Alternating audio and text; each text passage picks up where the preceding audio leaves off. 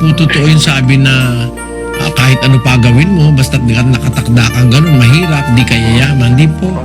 Alam nyo, magsipag ka lang giginhawa ka sa buhay. Sinasabi po yan sa kawikaan Pakinggan nyo po ang sabi sa isang talata. Siya'y nagiging dukha na gumagawa ng kamay na walang kasipagan. Ngunit yumayaman ang kamay ng masipag. Pagka pala ikaw tamad, kahit may yaman ka na, magiging dukha ka Pero pagka masipag ka naman, kahit na mahirap ka, maaari kang yumaman. So, nasa pagsisikap din po ng tao, kapatid. Ang tao ay po pwedeng magplano para sa kanyang sarili. Kalayaan nating bigay ng Diyos yun Pakinggan niyo po sa 16:9. Ang puso ng tao ay kumakatha ng kanyang lakad.